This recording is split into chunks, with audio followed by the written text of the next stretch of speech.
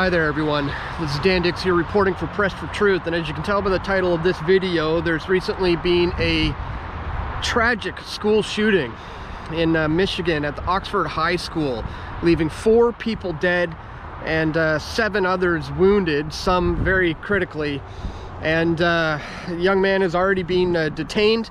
The shooter is a 15-year-old Ethan Crumbley, and he's facing very, very serious charges of first-degree murder and terrorism charges, actually, for this tragic shooting. And the media is already really quick to point the finger of blame in a particular direction, which I'm sure viewers of this channel know where that is. But today we're going to talk about some of the clear warning signs that were all over this, and I'll discuss what I think is not being talked about in terms of where the real finger of blame needs to be pointed. Now, first of all, this kid was pretty active on social media. He had a YouTube account, he had an Instagram page, and he was posting things that should have been some pretty clear warning signs in the lead up to this. For example, his YouTube, which it hasn't been officially confirmed that this is in fact his channel, but it goes by the same name as him, and it was taken down shortly after the shooting, so it leads me to believe it is. And I saw footage on that channel of the young man throwing Molotov cocktails, so that's a pretty bad warning sign. Not to mention his official Instagram account had, well, a lot of pictures of what appeared to be like horror movie characters, but he also had some photos of the recently purchased 9mm that he had, his gun that was used in the shooting. And he was kind of making it look like on his Instagram that it was his gun, even though it was actually his father's. It was purchased by his dad. I think it was just 4 days before this shooting, on Black Friday.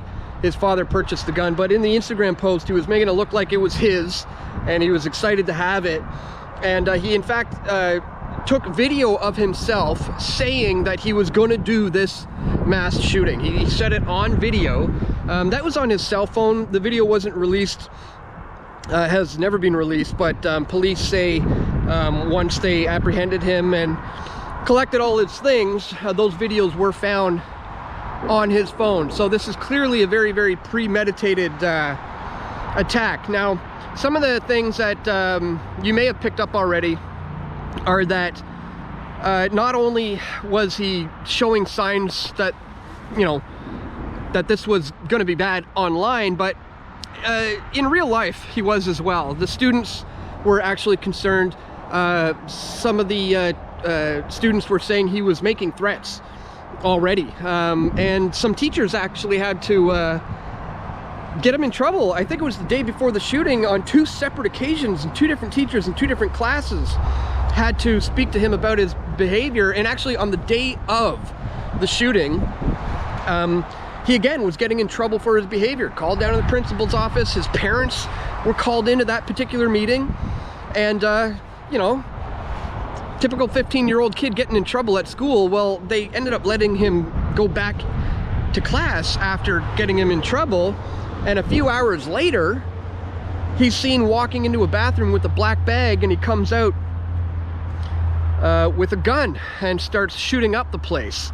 And the footage is allegedly quite horrific, and I would imagine it is. And the footage has emerged of some cell phone footage from some of the students inside one of the classrooms that barricaded itself in, and it is believed that the gunman came to the door, knocking on the door, posing as a sheriff, saying, you know, it's safe to come out now.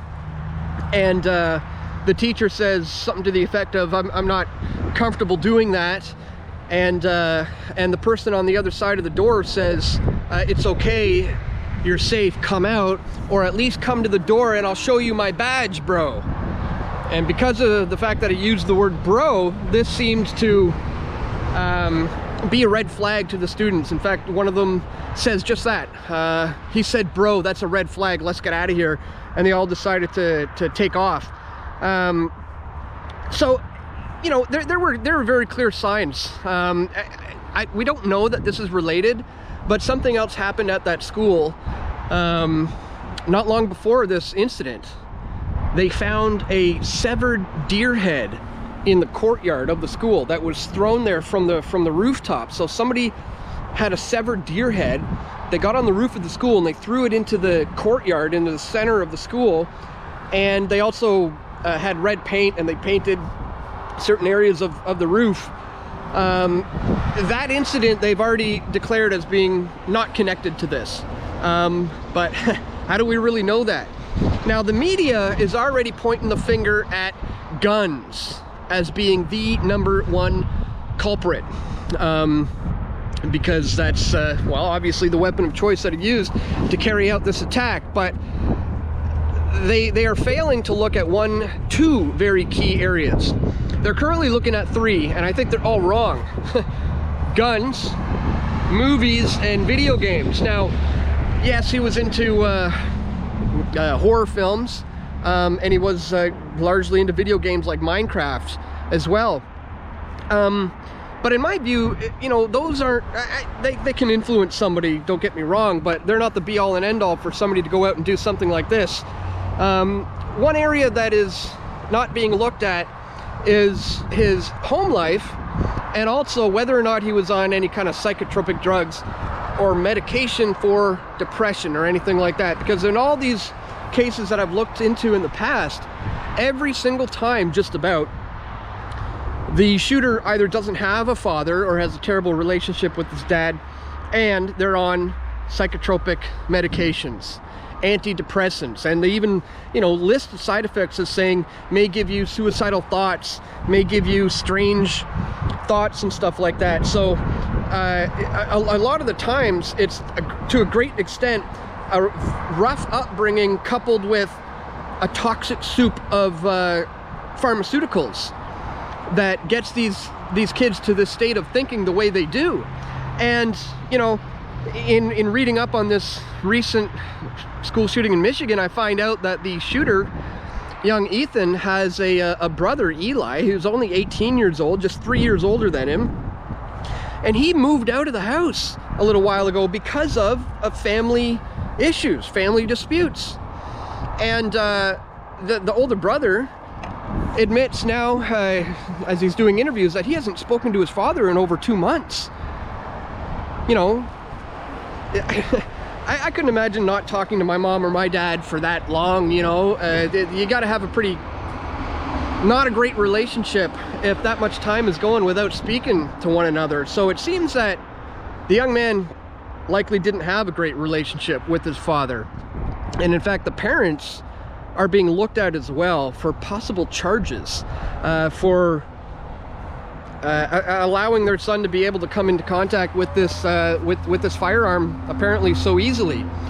So yeah, the media is going to continue to point the finger at guns as being the issue, but it looks like he had issues with, you know, at home.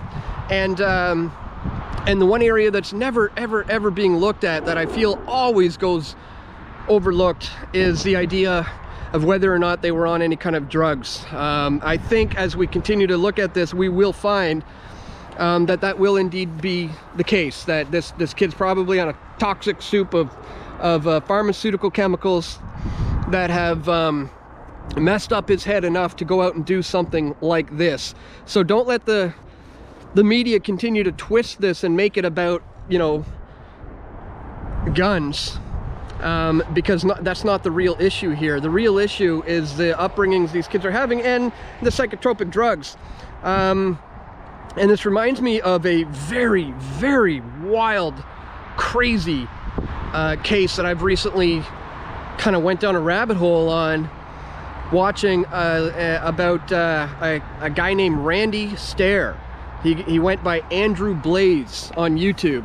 And if you don't know about that one, whoo, man, what a crazy, crazy intense story that is, about this young YouTuber who was trying so hard to be a YouTuber, not having any success, who talks about how one day he saw this cartoon character that he felt he had a connection with. this cartoon character of a girl who was a ghost. So he created his own animation series called Ember's Ghost Squad, EGS, and he created all these fictional characters that were female ghosts in the afterlife. Those were the characters, and he eventually started to believe that he was one of these animated ghost girls in, you know, in his soul, and that his true nature, his true calling, his true, you know, self was to be this ghost girl, and the only way to become that was to die. And he documented absolutely every single aspect of his plan to not only kill himself, but to blow away his co-workers at a supermarket that he worked at. And it's one of the most intense YouTube rabbit holes I've ever gone down learning about this kid. There was a documentary, I can link to it in the description if you want to check it out. The narration's a little cheesy, but man oh man, the information is pretty intense.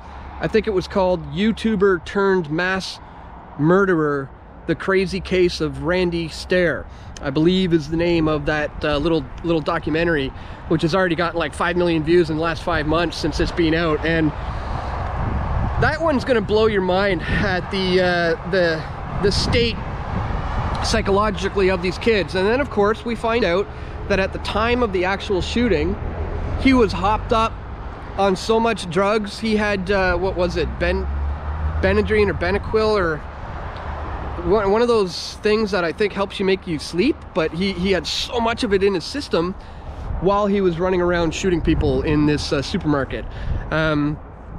So you know, back then the media was looking at guns as the issue, when the real issue was this kid who had, you know, transgender ideas, dysphoria, depression, and he was on a toxic soup of chemical pharmaceuticals and over-the-counter drugs as well. That was the real issue. That's what really went on there. And so I just wanted to bring it to your attention today, guys, that when these things happen, and unfortunately they are starting to happen more often, they're always going to pounce on the guns as being the culprit here, when that's almost never the case. It's psychological, obviously, and mostly it has to do with their upbringing. But in my experience, it's not so much the movies, it's not so much the video games, it's not so much the guns, you know, it's mental health issues. So that's what I think, you know, society should be focusing on a little more, is how are we getting to this point where these kids are feeling like this, and not so much about how we can take the guns out of everybody's hands, because then you just allow the criminals to continue to get access to guns, and the good guys won't have any. I mean, think of what would have happened if those teachers were armed, for example, or if some other students who were good, you know, concealed carry students, or I don't know what the laws are there in Michigan, but you know, maybe some of the teachers should have been armed. And you know, in this day and age, people are going to call that a radical, crazy opinion, but you know, I really don't think guns are the issue. I think guns could have been the savior in that situation, had there been more of them out there.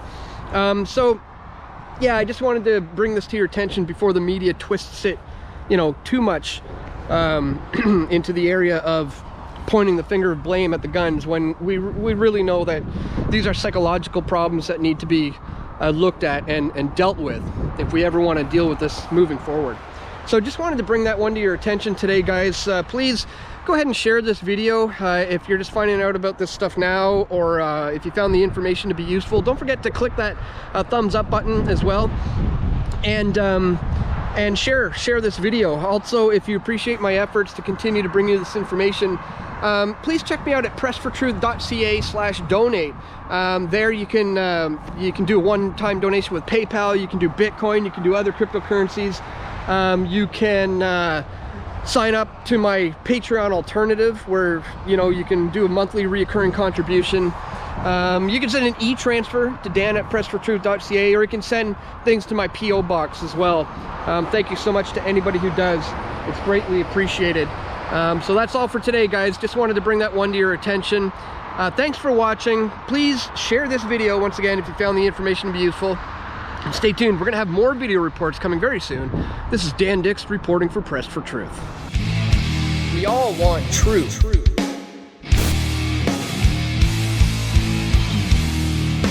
The truth will set you free.